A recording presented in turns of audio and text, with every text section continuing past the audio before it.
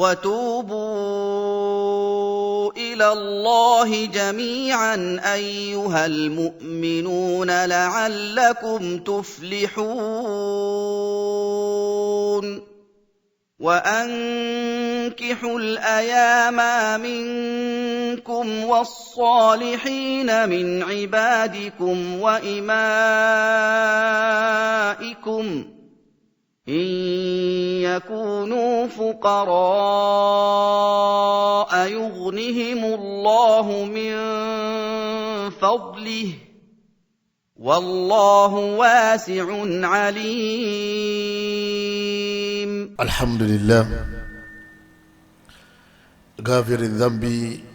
وقابل التوب شديد العقاب ذي الطول لا إله إلا هو إليه المصير والصلاة والسلام على المبعوث رحمة للعالمين نبينا محمد وعلى آله وأصحابه أجمعين. إن خير الحديث كتاب الله وخير الهدي هدي النبي محمد صلى الله عليه وسلم وشر الأمور محدثاتها وكل محدثة بدعة وكل بدعة ضلالة وكل ضلالة في النار. إخوة الإيمان السلام عليكم ورحمة الله وبركاته. adúpẹ́ fún Ọlọ́run ọba wa ọba Allah ọba tí ó sọra rẹ̀ ní aláforíjì ní orúkọ t'Ọlọ́run jẹ́ òun náà ni pé aláforíjì lòun Ọlọ́run òun a máa ń foríjì gbogbo ẹni ó bá ṣẹ̀. Ọlọ́run ọba yìí lọ́ba tí máa ń gba tútúbá lọ́dọ̀ àwọn tí wọ́n bá láwọn ṣẹ̀ mọ́ fún ìgbà tẹ́lẹ̀ ṣẹ̀ mọ́ yìí ọ̀dà mo gba tútúbá yín. Orúkọ Ọlọ́run ọba Allah ni Ọlọ́run ọba Allah oróyìn ara ẹ̀ bẹ́ẹ̀ ọba yìí lé lẹ́ni tí ọmọ ń fi ìyà jẹ èèyàn téèyàn ọba gbọ́ téèyàn ò túbá. Ọba alágbára ni ọba yìí kò sẹ́lòmíì tí ó lè gba títúbà ẹni tá a lè sá lọ́dọ̀ rẹ̀ lẹ́yìn Ọlọ́run ọba náà. Ọ̀dọ̀ rẹ̀ náà ni gbogbo alágbọ́dọ̀ máa sá lọ nítorí pé tá a bá padà yá náà tọ́lọ́run bá payé rẹ́ ọ̀dọ̀ rẹ̀ náà lá padà sí. Kò síbi tá a fẹ́ sá sí tá a fi bọ́ ọmọ Ọlọ́run ọba Allah lọ́wọ́. Ọlọ́run ọba tá a dúpẹ́ fún yìí òun náà lọ́ba tó ṣe wá ní mùsùlùmí òdodo abẹ́ pẹ̀lú agbára rẹ̀ pẹ̀lú àánú ẹ̀. Gbogbo ẹ̀ṣẹ̀ tó ti kọjá nínú sẹ̀mí ẹnì kọ̀ọ̀kan wa èyí tá a rántí àti èyí tá a rántí èyí tá a mọ̀ àti èyí tá a mọ̀ kọ́lọ́mọ́sá ìsàwójì fẹ́ni kọ̀ọ̀kan wa. Ìkẹ́ Ọlọ́run ọlá Ọlọ́run àánú Ọlọ́run kó bá òjíṣẹ́ Ọlọ́run Ànábì wa Muhammad kó bá gbogbo àwọn aráalé àtàwọn sàhábà rẹ̀ àti gbogbo àwọn ẹni rẹ̀. Èyí tó dáa nínú ọ̀rọ̀ téèyàn máa ń jòkó gbọ́ òun náà lọ̀rọ̀ tó bá ní í ṣe pẹ̀lú Al-Quranic Karim. Ojú ọ̀nà tọ́tọ́ tọwọ́ náà àlìjánnà sòsè òun náà ní sunna Ànábì wa Muhammad. Abi Allah nínú àánú rẹ̀ àti agbára rẹ̀ sunna náà kọ́lọ́mọba Allah kọ́mọ́sá yìí mú wa dúró lérí ẹ̀. Èyí tá a ti máa ṣe kọ́lọ́mọ́sá jalè máa ṣe èyí tá a ti ń ṣe kọ́lọ́mọ́jà fìlẹ̀. Wa sharral umuri muhdathatuha gbogbo tó bá ti pè lẹ́sìn fún wa tá a bá ti rákọ́ọ́lẹ̀ fún náà Al-Qur'an àwọn onú àdìsí àbá àdádálẹ̀ ni wọ́n ń pè àyípè lẹ́sìn bídíà ló kọ́ ẹ̀ gbogbo bídíà nù ní kọ́lọ́mọ́jà sọnù o gbogbo àwọn tán ti wà lójú ọ̀nà àánú ọlọ́mọ́sá bá dá wọn padà sójú ọ̀nà kọ́lọ́mọ́ ń ṣe àlékún ìmúdó ṣinṣin tiwa náà lójú ọ̀nà sunna náà. A kí bàbá wọba nílùú Ìlérò a kí àwọn bàbá wa ìmáàmù àgbà nílùú Ìlérò a kí gbogbo àwọn ọ̀dọ́ tí wọ́n ń gbìyànjú lérí sunna ipe sunna nabi àwọn fẹ́ máa tàn ká nílùú Ìlérò a kí gbogbo àwọn àlùfáà àtàwọn imam àti gbogbo àwọn ẹni rere lọ́kùnrin àti lóbìnrin wa ipe àlàáfíà Ọlọ́run àánú Ọlọ́run kó máa bẹ ní kọ̀ọ̀kan wa. Ìtí wọ́n ní ká fi bára wa sọ̀rọ̀ ní ìrọ̀lẹ́ yìí òun náà ni at-tawbatu ahamiyatuha wa shurutuha wa fawaiduha. Ìmá ronúpìwàdà ìkú nínú ẹ̀ṣẹ̀ káwa máa tẹ̀lé t'Ọlọ́run tí wọ́n ń pè ní tútúbá bó ló ṣe pàtàkì tó nínú sẹ̀mí àwa mùsùlùmí òdodo. Lẹ́yìn náà àwọn májẹ̀mú wo òun náà lèyìn gbọ́dọ̀ mójútó kọ́lọ́hún tó lè gba tútúbá yàn ẹni bá túbá tó lóun ọ̀sẹ̀ mọ́ òun ò débẹ̀ mọ́ àwọn orí ìwọ ní orí láyé bí àtijọ́ al-qiyama. al-insanu mahama balaga min al-ilmi wal-ma'rifa wal-qurbi min Allah azza wa jal yudhinibu. wọ́n ní ọmọ èèyàn táwa ti pèlè èèyàn bó ṣe òkú nímọ̀ tó kó súnmọ́ Ọlọ́run ọba tó kọ́ mọ́ Ọlọ́run tó kọ́ jẹ́ ẹni rere tó wọ́n ní kò lè bọ́ nílé ayé tá a wà yìí láìṣẹ̀ bí ó bá ṣe ńláńlá yóò sì máa ṣe kéékèèké ẹnìkan ò bọ́ nínú ẹ̀ṣẹ̀ wa kullu buni ádámà khata gbogbo ọmọ ànábì ádámà pátá ni wọ́n máa ṣe mistake ni wọ́n máa ṣẹ̀ nítorí pé sunnatun kauniya ilahiya bọ́lá wọn ṣe dáyé nìyẹn ọlọ́run lọ́ba tó jẹ́ pé kò kì í ṣe ẹnìkankan gbogbo tọ́lọ́run dá pátá tí ń mí kò sẹ́ni tí ì ṣẹlọ̀ ọlọ́run ọba aláàrùn lọ́ba aláforíjì àwa lè ẹrú ẹlẹ́ṣẹ̀ làwa Allah lọ́ba aláforíjì nígbà wá rí báyìí ẹ̀yọ́ màyá mi yóò da kẹ́nìkọ̀ọ̀kan wa ká lè ronú jinlẹ̀ lérí àwọn tá a ti ṣe kọjá nínú òkùnkùn nílùú tí wọ́n mọ̀ wá àti ìlú tí wọ́n mọ̀ wá èyí tá a ṣe lójú àwọn èèyàn àbí èyí tá a dá ṣe láwa nìkan yóò dá kẹ́nìkọ̀ọ̀kan wa ká lọ lè ronú ká mọ̀ pàtàkì àtàwùbà ìmọ̀ túbá lọ́dọ̀ Ọlọ́run ọba wa àtàwùbàtú títúbá ìrònúpìwàdà ìyà ruju'u ila Allahi azza wa jal òun náà ni ìpadà sọ́dọ̀ Ọlọ́run ọba wàlìtìzámù fi'li ma yuhibbuhu wa tarku ma yakrah ká padà sọ́dọ̀ Ọlọ́run ọba ipe nítorí ní ká máa ṣe tá a ṣe àti ṣetán láti máa ṣe o nítorí ní a máa ṣe tá a ń ṣe àti ṣetán láti filẹ̀ o nítorí wọ́n pè pé èèyàn túbá nìyẹn kéèyàn padà sọ́dọ̀ Ọlọ́run ipe wọ Ọlọ́run nítorí ní a máa ṣe tá a ń ṣe àní ṣe mọ́ èyí tó ní a ṣe tá a wá ṣe a mọ̀ ṣe kọ́lọ́wọ́n láàánú ẹni kọ̀ọ̀kan wa kọ́lọ́wọ́n ṣàì ṣe wá ní ẹrú tí máa ń túbá kó ṣe wá ní ẹrú tí máa ń túbá lọ́dọ̀ Ọlọ́run ọba wa. ahmiyatu at-tawbati an-nasuh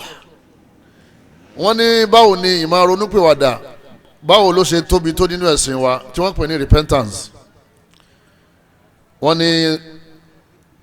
talabu tawbati min Allah amuru ilahi wọ́n ní ká máa túbá a máa ronúpìwàdà lérí ẹ̀ṣẹ̀ Ọlọ́run bá aláàpá wá láṣẹ ọ̀sọ̀ ọ̀dọ̀ ọ̀ràn yàn lérí gbogbo wa gbogbo àwa tá a gbọ́ Ọlọ́run gbọ́ Ọlọ́run ní ojoojúmọ́ ni ká máa túbá kálíbà mọ̀ pé èèyàn yẹpẹrẹ ni wá níwájú Ọlọ́run ọba wa Ọlọ́run ọba Allah subhanahu wa ta'ala ó tóbi jù wá lọ. amara Allahu lil-mu'minina al-muwahhidin an yatubu ìgbà Ọlọ́run fẹ́ bẹ̀rẹ̀ láti pàṣẹ ipe ẹ máa túbá ẹ máa ronúpìwàdà ẹ máa wá foríjì wá sọ́dọ̀ èmi Ọlọ́run àwọn olùgbàgbọ́ òdodo Ọlọ́run bá aláàkọ́kọ́ bá wí èèyàn lè gbàgbọ́ kọ́ mọ́ ṣẹ̀ èèyàn lè mọ Ọlọ́run kọ́ mọ́ ṣe mistake a'udhu billahi minash shaitani rajim Ọlọ́run ọba ní watubu ilallahi jami'a Ọlọ́run ọba ní gbogbo yín ẹ máa ronúpìwàdà ẹ máa túbá ayyuhal mu'minun ẹ̀yin mùmínì òdodo la'allakum tuflihun kẹ́lẹ́ jèrè láyé kẹ́lẹ́ jèrè lọ́run àwọn olólùwọ̀n bá aláǹpẹ̀ àwọn olùgbàgbọ́ òdodo Ọlọ́run ní ká máa túbá Suratu Nur aya 31 atar-rasul wallah atar-rasul sallallahu alayhi wa sallam Ọlọ́run sọ fún Ànábì wa Muhammad sallallahu alayhi wa sallam ìwọ ni mo fẹ́ràn jù ìdí òjì máa fẹ́ràn rẹ̀ náà ní kó máa túbá kó máa wá foríjì Ọlọ́run bá ní fasabbih bihamdi rabbika wastaghfirih Ọlọ́run bá ní rẹ̀ Muhammad máa fọ̀ mímá máa ti subhanallah walhamdulillah wala ilaha illallah wallahu akbar subhanallah ìwọ Muhammad máa sọ bẹ́ẹ̀ lẹ́yìn náà wastaghfir máa tọrọ àforíjì innahu kana tawwaba torí pé Ọlọ́run ọba rẹ̀ ọba tí máa ń gba títúbá ni ìwọ náà túbá nígbà Ọlọ́run ní ká nábì ò túbá gbogbo wa sáà ní túbá jàmbá Ọlọ́run mọ́sàájá ṣetán láti túbá torí ibi tútúbá yẹn ibẹ̀ lórí wà fún wa Ọlọ́run mọ́sàájá ìsànú ẹni kọ̀ọ̀kan wa Suratu Nasr lọ́wọ́ idha jaa nasrullahi wal fath anabi wa Muhammad sallallahu alaihi wasallam anabi ni wallah anabi ni mo fi Ọlọ́run bá búra níwájú yín inni la astaghfirullah wa atubu ilayhi èmi á máa tọrọ àforíjì ọ̀dọ̀ Ọlọ́run ọba yín sì máa túbá fil yawmin akthara min 70 marra lójúmọ́ tó lé nígbà 70 anabi ni mo fi Ọlọ́run búra astaghfirullah wa atubu ilayhi astaghfirullah wa atubu ilayhi astaghfirullah alladhi la ilaha illa huwal hayyul qayyum wa atubu ilayhi gbogbo ìlànà anabi máa wí anabi ní ìtúbá ní ìgbà tó lé ní òǹkà tó lé ní 70 nínú ẹgbàá wa kan anabi ní ìmọ̀ túbá nígbà 100 lójúmọ́ nínú àdìsí mi nígbà anabi wá sí astaghfirullah wa atubu ilayhi astaghfirullah wa atubu ilayhi 100 lójúmọ́ kí ni wọ́n wá ń wò wàá lọ́wọ́ bá àyàn téèyàn bá túbà ẹ̀yọ́ máa yá mi nínú ẹ̀sìn wa Allahu jalla jalaluhu musta'idun li qubuli tawbati abdi ọlọ́run ọba Allah subhanahu wa ta'ala ó wá ń jẹ́ oyé wáyé pé òun ti ṣetán fẹ́ni tó bá rẹ́dì láti túbà musta'idun ọlọ́run òun ti ṣetán fẹ́ni tó bá rẹ́dì láti túbà tó bá ti ṣetán ọlọ́run náà ti ṣetán ọlọ́run ọba ní wallahu yuridu an yatuba alaykum ọba yín ó ṣetán láti gba tútúbà yín láti foríjì yín wa yuridu alladhina yattabi'una ash-shahawat ọlọ́run ní ẹ̀ wá rí àwọn kèfèrí tó jẹ́ pé yín tó wù àwọn làwọn ń ṣe nílé ayé wọ́n máa jayé wọ́n máa tẹ̀lé adùn ayé wọ́n máa mú tán fẹ́ wọ́n máa jẹun tán fẹ́ wọ́n máa wọ̀ tán fẹ́ wọ́n máa sọ tán fẹ́ wọ́n máa rìn lọ bí tó bá wù wọ́n wọ́n máa wà tó máa fẹ́ antamilu maylan 'azima àwọn èèyàn ò fẹ́ kẹ́ túbà o ọlọ́run bá ní ẹ má dá wọn lóhùn àwọn tí wọ́n ń pè ibi ọ̀sẹ̀ èdè yìí sọ́lọ́ wọn wà fèrè jọ ọmọ máa jayé rẹ lọ ọ̀nà tí o ṣe báyìí o ti ṣe báyìí o ti ṣe báyìí o ti ṣe báyìí o ti ṣe báyìí máa jayé lọ ọlọ́run ni ẹ má da wọ̀nyẹn lóhùn èmi ni ẹ dá lóhùn Allahu akbar suratu an-nisa aya 27 ọlọ́ba Allah oní wa man ya'mal su'an ọlọ́run ni wa man ya'mal su'an aw yadhlim nafsah ọlọ́run bá ní gbogbo ẹni tó bá ti ṣe bú su'a ẹni ṣe bú gbogbo ẹbọ pátá ló ti ṣe rí ó ti pààyàn débi pé kò ṣe mọye nọ́mbà tó ti pa ó ti ṣe ṣìnà darí lọ́kùnrin lóbìnrin kò mọ iye ọkùnrin tó ti gùn ún lérí mọ́lẹ̀ kò lè ka wọ́n mọ́ ibi wọ́n pọ̀ dé kò mọ iye obìnrin tó ti dá dùbúlẹ̀ kò lè ka wọ́n mọ́ ibi wọ́n ti ń gbowó èlé ó kọ̀ rẹ̀ ń bẹ́ẹ̀ bẹ́ẹ̀ ibi wọ́n ti ń ta tẹ́tẹ́ ó kọ̀ rẹ̀ ń bẹ́ẹ̀ bẹ́ẹ̀ bàbá rẹ̀ ìyá rẹ̀ ń gbomi lójú wọn bí ṣe ń gba ilé yìí ní ń gba ilé yìí bí ṣe ń ṣàbòsí lọ́tún ní ń ṣàbòsí lọ́sì ìyàwó rẹ̀ ìpè ní ń ṣẹlẹ̀ àwọn ọmọ rẹ̀ wọ́n ṣe dáadáa sí wọn ń dáná bí ó ṣe gbowó yóò tó pa wọn ọlọ́run ní gbogbo ẹ̀ṣẹ̀ tó jẹ́ ẹ̀ṣẹ̀ burúkú ẹni bá ti ń ṣe é wa man ya'mal su'an aw yadhlim nafsa ẹni tó ti ṣàbòsí fún rẹ̀ tó ti dáràn ó ti kárabẹ̀sẹ̀ ọlọ́run bá ní thumma yastaghfirillah thumma lẹ́yìn ìgbà tó ti dáná tán thumma lẹ́yìn náà yastaghfirillah ọwọ́n pé ọlọ́run foríjì mí ọlọ́run foríjì mí ọlọ́run bá ní yajidillaha ghafurar rahima Allahu akbar ọlọ́run bá ní yọ bá mi lẹ́ni tí mo ṣe tán láti foríjì ọlọ́run bá ní kò sí ẹ̀ṣẹ̀ wọn wa man ya'mal su'a aburú náà pè ní sùn ọ̀pọ̀ àyà ọ̀pọ̀ bàbá ọ̀pọ̀ ọmọ lẹ́ẹ̀kan náà ó dáná sí gbogbo ilé gbogbo òun ẹ̀ṣẹ̀ tá a mọ̀ pé ha ló ti dánwò ọlọ́run bá ní ọwọ́ dé síwájú òun ọlọ́run ipe ọlọ́run foríjì mi ọlọ́run bá ní yọ́ọ́ bá mi ní yajidillaha gafurar rahima yọ́ọ́ bá mi lẹ́ni tí ń foríjì bó ṣe òkẹ́ṣẹ́ ní òbúrú tó tí má ti wá foríjì tán ètò wa kẹ́ báwo ẹ̀dá tá a bá foríjì yàn àyíkẹ́ ọ̀yà ìdílé mo ti yọ̀ǹda ẹ ọ̀tán tọ́lọ́run ò rí bẹ́ẹ̀ mo ti yọ̀ǹda ẹ ọ̀yà gbà kẹ́yìn máa mú lọ bọ́lọ̀ ń ṣe máa ń ṣe nìyẹn ọlọ́mọta foríjì ẹni kọ̀ọ̀kan wa o ọlọ́mọta kẹwàá lẹ́yìn náà Suratun Nisa aya 110 lọ́wọ́ ẹ̀yọ́ máa yá mi nínú ẹ̀sìn wa ọ̀yà kúlù ṣèitán nígbà ọlọ́run lé àṣetánì jáde láti Jánnà ọlọ́run lè jáde pé jáde kó láti Jánnà ọwọ́ takété sọlọ́n ni wọ́n sọ fọlọ́n pé wa izzatika wa jalalika Ìbílísù láyà púpọ̀ ó sì dùn wájú ọlọ́run iná lọ́jọ́ jẹ́ pé òun ní àkọ́kọ́ olórí burúkú láyé àti lọ́run. Ó ní wa izzatika wa jalalika, ó ní mo fi bó o ṣe tó àti bó o ṣe gbọ̀ngbọ́n tó mo fi ń lérí mo fi ń búra la ughwiyannahum ma damat arwahum fi ajsadihi, gbogbo àwọn ọmọ anábì ádámà pátá lópin ìgbà tí ẹ̀mí wọn bá sì ń bẹ lọ́rùn wọn ń sọ gbogbo wọn dolórí ibú, ń sọ wọn dẹlẹ́ṣẹ̀. Fayaqulu Allahu azza wa jal, ọlọ́wọ́n bá aláàdá fèsì fún Ìbílísù, ọlọ́wọ́n bá ní wa izzati wa jalali, èmi náà fi bí mo ṣe tó àti bí mo ṣe gbọ̀ngbọ́n tó mo fi búra, mo fi tútù bí mi búra, la aghfiranna lahum ma damu yastaghfirunani, èmi náà ń búra fúnra pẹ̀lú ara mi pẹ̀lú tútù bí mi ipe èmi náà sì máa fẹ́rí jì wọ́n lópin ìgbà tí wọ́n bá ti ń ṣe astaghfirullah, lópin ìgbà tí wọ́n bá ti ń wá àforíjì èmi náà sì máa fẹ́rí jì wọ́n. Ìwọ ń sọ pé lópin ìgbà tí ẹ̀mí bá ń bẹ lọ́rùn wọn ẹ̀ṣẹ̀ ni wọ́n máa ṣẹ̀, èyí táwọn náà bá sì ti ń wá àforíjì èmi náà sì máa fẹ́rí jì wọ́n, a jẹ́ pé pílánì rẹ lérí wọn kò ní ṣẹ. Ṣètò wa tì ọ́ ọlẹ́lẹ́ karaba kíráìmù ńlá kan ọ̀sàbúrú ńlá kan ọ̀hánà tí tọ́lọ́ ń sọ. Ṣètò wọn ń dunnú lé lérí pé ayé ti bàjẹ́ òun ti bá tiẹ̀ jẹ́ torí ẹ̀ṣẹ̀ máa ń bá tèèyàn jẹ́ ni. níta ń gbọ́ yìí ni pé tó bá ti ṣẹ̀ tètè ṣe kí ni jama tètè wá forí ọ̀dọ̀ Ọlọ́run kó túbà. Iyyaka wa iyyaka, ọmọ ya mi tó ti mọ̀rara nínú ẹ̀ṣẹ̀ wọ́n ní la tadunna anna Allaha la yaghfira laka ma kanat dhunubuk, wọ́n ní máa ń rò ó pẹ̀ kan pé ẹ̀ṣẹ̀ rẹ̀ pọ̀ kọjá àforíjì pé sọ́lọ̀ lè foríjì ọba yìí, ọ̀nà dọ̀wọ́ rẹ̀ mọ́jọ́ rúwúyẹ́ nínú ọkàn rẹ̀ bó ṣe òkè ẹ̀ṣẹ̀ náà pọ̀ tó. Ọlọ́run bá ní kul ya ibadiya alladhina asrafu, Ọlọ́run bá ní mo pè ẹ̀yin ẹrú mi tẹ́ ti múrara sínú ẹ̀ṣẹ̀ ala anfusihim, tẹ́ ti karabọ wàhálà ẹ ti ṣẹ̀ ẹ ti bọ́ sọ́wọ́ ẹ ti sàbúrú, la taqnatu min rahmatillah, Ọlọ́run bá ní ẹ gbọ́dọ̀ jákàn nínú àánú èmi Ọlọ́run, inna Allaha torí dájúdájú Ọlọ́run ọba yín yaghfiru dhunuba jami'a, gbogbo ẹ̀ṣẹ̀ pátá ní máa ń fẹ́rí jìyàn tẹ́yìn bá ti túbà gbogbo ẹ̀ṣẹ̀. Sẹ́lẹ̀ Ọlọ́run sì lè ṣàforíjì eléyìí báyìí, eléyìí ga o eléyìí lé o eléyìí pọ̀ o mọ́ tí mo ṣe ni mọ́ tí mo dáwọ́ ni.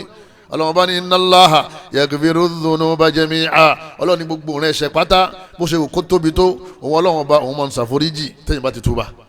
Innahu wal ghafurur rahim, Ọlọ́run bá ní òun á máa ṣàforíjì fún gbogbo ẹni tó bá túbà. Suratu Zumar aya 53, Suratu Zumar aya 53. Allah wọ́n ní Ọlọ́run ọba wa yatubu fi kulli waqtin layla wa nahara, lọ́sàn-án yóò máa béèrè pé ta ni ń túbà kí n fẹ́ríjì, táwa bá tún sùn lóru òun ò sùn yóò tún máa béèrè pé ta ni ń tọrọ àforíjì kí n fẹ́ríjì. Kò sí àsìkò kan báyìí tó yọ ọ́ lẹ̀ tó ní Ọlọ́run fẹ́ríjì mí tọ́lọ́run ọba aláwọ̀ ní sọ pé mo ti fẹ́ríjì ọ́. Kò sí àsìkò. Ànábì wa Muhammad sallallahu alayhi wa sallam, Ànábì ní inna Allaha, Ọlọ́run ọba yín azza wa jal ọba tó tóbi jùlọ yabsutu yadahu bil-layli, Ọlọ́run a máa nawọ́ rẹ̀ lóru yọ nawọ́ báyìí, ọwọ́ Ọlọ́run yàtọ̀ sọ́wọ́ títí wá o. Liyatuba musi'un nahari, ipe ẹ̀yin tẹ́ ṣẹ̀ lọ́sàn-án ó yẹ túbà lóru, tílẹ̀ bá ti súbà yìí lọ́lọ́run ní ẹ túbà. Ẹ̀yin tẹ́ ṣẹ̀ lọ́sàn-án ẹ túbà, ẹ̀yin tẹ́ dànkanrú lọ́sàn-án ẹ túbà. Èmi Ọlọ́run ọba yìí sùn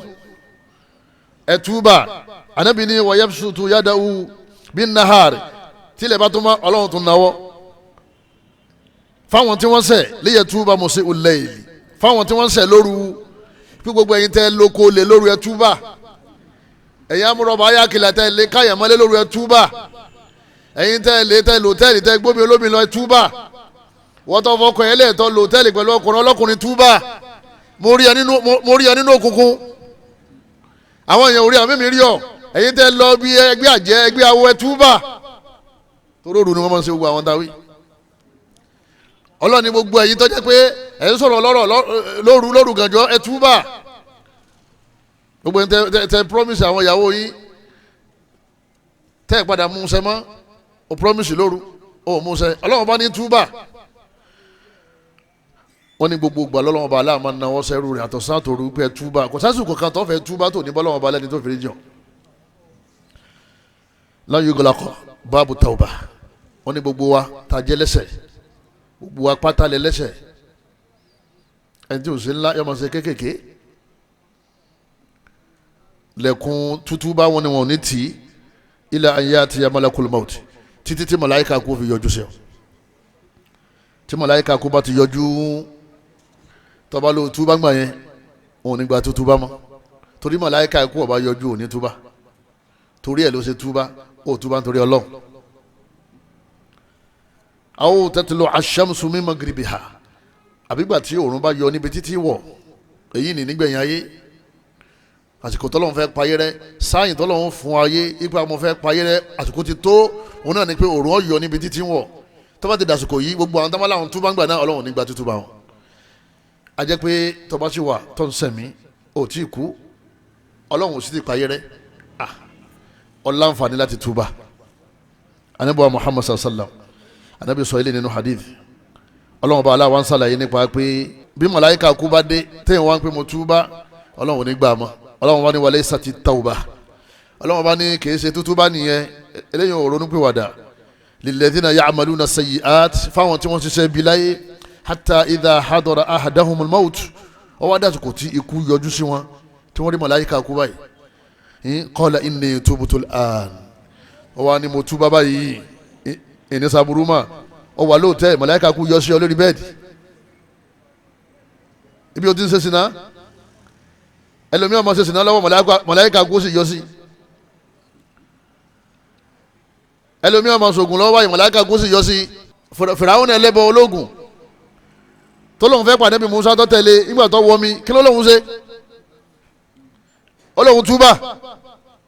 àwọn àǹfààní túbà yẹn ó ti kọjá Ọlọ́run ìgbà tí túbà téèyàn bá túbà nígbà tí ikú bá yọjú torí bí kò bá yọjú ò ní túbà opportunity ta ní ẹ̀yọ́ miami òun náà ni pé àti ìkó láyé ilé ayé sì ti parẹ́ wọ́n ní ilẹ̀kùn tauba mazala maftuha ó sì wà ń sísí o kọ́lọ́mọ́sá gbà wá lẹ́rú rẹ̀ kọ́lọ́mọ́ fi aṣọ náà tó fèrèjì Suratun Nisa aya 18 lọ́wọ́ ibi Ọlọ́run ti sọ pé bí kú bá ti dé ọ̀sán túbá mọ́ dhunubuna kathira ẹ̀yọ́ miami nílùú lérò ẹ̀yin yóò bá mo tún pa àwa Yorùbá especially àwa Yorùbá ẹ̀yin Yorùbá ẹ dákun torí tọ́lọ́wọ́n bá wa ẹ jẹ́ á gbìyànjú kárí pé à ń túbá alákọ̀ọ́kọ́ nínú àwọn ẹ̀ṣẹ̀ tá a túbá ń bẹ̀ òun náà ni ẹbọ ṣíṣe ẹ̀yọ́ miami ẹbọ ṣíṣe ẹ̀já lè túbá ń bẹ̀ gbogbo ẹni bá túbá ń di ẹbọ Ọlọ́run bá ṣe tán láti foríjì gbogbo ẹbọ àdábọ ẹbọ àjọbọ àtàwọn ẹbọ tá ń bọ nínú yàrá oríṣiríṣi àwọn nǹkan tá a gbé sínú ilé tá a gbàgbọ́ ipe ìmọ̀ ń ṣe ń tọ́lọ̀ mọ̀ ń ṣe. wọn náà ni pé dhunubuna kathira a ti sọ síwájú pé gbogbo wa pátá lè lẹ́ṣẹ̀ Ànábì ní kullu buni Adama khata Ànábì ní kò sọ́mọ Ànábì Adama kan tí ò ní ma ṣe mistake tí ò ní ma ṣe wa khairul khata'in at-tawwabun Ànábì ní àmọ́ àwọn tó dáa jù nínú àwọn tí wọ́n ń ṣẹ̀ ìlà àwọn tí wọ́n ń túbá tẹ́ bá ti ṣẹ̀ tán tẹ́yìn bá ti túbá kó ń bí ẹ̀ṣẹ̀ bí ìgbà tí ó ṣẹ̀ náà tó Ọlọ́run ọba Allah Ọlọ́run ṣetán láti ṣàforíjì fún wa dhunubuna kathira àwọn ẹ̀ṣẹ̀ tá a wá kára bọ̀ àwọn tá a jẹ́ Yorùbá ọ̀pọ̀ rẹpẹtẹ nínú ẹ̀ ashirku billahi ta'ala kéèyàn máa ṣẹbọ pẹ̀lú Ọlọ́run kéèyàn ní nǹkan kan tí ń bọ yàtọ̀ sí pé kó máa sin Ọlọ́run nílẹ̀ Yorùbá àwọn èèyàn ń sin orò àwọn èèyàn ń gbé orò àwọn èèyàn ń gbé egúngún àwọn èèyàn ń sin Ọya àwọn èèyàn ń sin ẹyọ àwọn èèyàn ń sin gànákùkù kọ́ àwọn èèyàn ń sọ àwọn ọlọ́sùn àwọn èèyàn ń bọ odò àwọn èèyàn ń bọ orin àwọn èèyàn ń bọ gi àwọn èèyàn ń bọ iná gbogbo téèyàn bá gbé kalẹ̀ tó mú lọ́lọ́run èyí tó wà ní Al-Qur'ani pé kul ya ayyuhal kafiruna la a'budu ma ta'budun Ọlọ́run ní ẹ̀yin kèfèrí tẹ̀sìn nǹkan míì yàtọ̀ sí mi Ọlọ́run ní Muhammad sọ fún wọn pé la a'budu ma ta'budun ìtẹ̀sìn yẹn èmi ò ní bá yín sìn tábàjọ́ ọmọlẹ́yìn Ànábì tòótọ́ káwa náà ká má bá wọn sìn torí pé àìsìn mọ́ náà ló jẹ́ àmọ́ jẹ́ mùsùlùmí. tábà tó wá mọ́sálásí tá a tún bá wọn ṣe orò ìdílé ọdún ẹbọ ìdílé àti kò ní kèfèrí mọ̀náfìkì ló kọ́ wa ẹni bá ti yọjú mọ́sálásí tí tún yọjú lọ́hùn náà ń pè ní kíni mọ̀náfìkì kọ́ lọ́mọ ṣe wá ní mọ̀náfìkì o. ẹja túbá kú bí ẹbọ la ilaha illallah la ma'buda bihaqqin illa hu kò sẹ́ni tó yẹ ká sìn tó sì lẹ́tọ̀ọ́ sí ẹ̀sìn wa lẹ́yìn Allah nìkan torí òun nìkan ló dá wa òun nìkan ló dá sánmọ̀ òun nìkan ló dálẹ̀ òun nìkan ló dá gbogbo nǹkan jẹ nǹkan mu òun ló dá wa ló dá gbogbo nǹkan tá ń lò igi kọ́ dá wa àbí ṣe irin ní fún wa níṣu ṣe igi ní fún wa lómi ṣe iná ní fún wa lágbàdo gbogbo nǹkan jẹ pátá Ọlọ́run ọba aláàánú rọ̀jò sí òun ni mo jáde láti lẹ̀ ọbẹ̀ lọ nínú àánú rẹ̀ nìkọ̀ọ̀kan wa kọ́lọ́mọ́sá ìsànú wa Ọlọ́run ni wa'budullaha wa la tushriku bihi shay'a Ọlọ́run ni ẹ máa sin Allah nìkan ẹ gbọ́dọ̀ mú kankan mímọ́ Ọlọ́run ọba máa wò lẹ́yìn Allah tẹ́ǹsìn tẹ́bá ti ní Allahu akbar ẹjọ́ tán síbẹ̀ ẹ gbọ́dọ̀ tún bọ̀ kankan mọ́. ara ẹ̀ náà ni asẹ́hìrì kéèyàn ó ní oògùn tí ń wà lọ́wọ́ pẹ̀lú ẹ̀ oògùn ẹbọ agbọ́dọ̀ túbá mẹ́. wa ma kafara Sulaiman walakinna shayatina kafaru yu'allimuna an-nasa as-sihra Ọlọ́run ọba Allah ní anabi Sulaiman ẹ̀ ṣe kèfèrí o àwọn àlìjànú ní kèfèrí àwọn ẹni wọ́n kọ́ àwọn èèyàn lóògùn ogun dán wala yuflihu as-sa'iru haythu ata Ọlọ́run ní gbogbo ẹni tí bá ń padà òní jèrè o ọ̀hún wówó ọwá ní kankan tó ń lò kọ́nà olè bá sí ọ̀hún sẹ́bọ̀n tani razaqu jama wallahi inna Allaha huwa razaq Ọlọ́run nìkan náà ni ó kọ́ tí máa ń jẹ́ nìkan bá jẹ́ òun ni fatah ní sínà fún yàn òun ní dáàbòbò yàn ó ní wala yaudu hifdhuhuma wa huwa al-aliyyul azim Ọlọ́run bá ní sánmà àti ilẹ̀ kò nira fún mi láti sọ ọba tí sánmà àti ilẹ̀ ò nira fún láti sọ ní wàá sọ̀wọ́tì kọ́ọ̀kan ka kùrìsí yìí kọ́ ọmọ báyé ẹ lọ ká máa sùn ká máa dì í máa sùn ká máa ẹsẹ̀ máa sùn ká máa rùn máa sùn ká máa lé máa sùn máa rìn ká máa lẹ̀ ẹja jìnnà sí kálíbà bọ́lọ̀ dáadáa ẹja túbá kó mbẹ́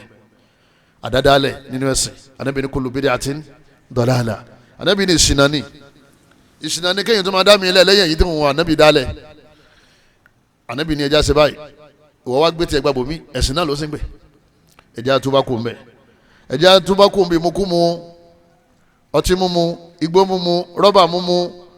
tramadol codeine oògùn ní nípìnlẹ̀ àmọ́ wọ́n ti sọ di drugs nígbà bá mú ike kan tó ti dà á lẹ́ẹ̀kan náà ní ọba dọ́bù ní ọmọ owó ikú ní ọmọ sọ̀sọ́kúsọ orí rọ́bà dàrú igbó kókè ẹ̀ṣẹ̀ ni o ọpọlọ tọ́lọ́ ń dáyàn Ọlọ́run fẹ́ kẹ́ ẹ bá jẹ́ o Ọlọ́run fẹ́ kẹ́ ẹ bá sẹ́hùn jẹ́ lẹ́yìn náà àbáwọn tí wọ́n ń pa àyàn kan lè túbá lọ́dọ̀ Ọlọ́run àwọn tó ń gbé èèyàn pamọ́ tí wọ́n ń béèrè owó lọ́wọ́ àwọn èèyàn kan lè túbá lọ́dọ̀ Ọlọ́run gbogbo àwọn tí wọ́n ń dìtẹ̀ àwọn olórí ẹ̀ ń dìtẹ̀ àwọn olórí nílùú ẹ̀ ń jáde sí wọn kan lè túbá lọ́dọ̀ Ọlọ́run gbogbo ẹni tí ń ṣe ṣìnà kó lè túbá lọ́dọ̀ Ọlọ́run ẹ̀ṣẹ̀ ni gbogbo ẹni tí ń gbowó èlé àtẹni tí ń fún yàn kó lè túbá lọ́dọ̀ Ọlọ́run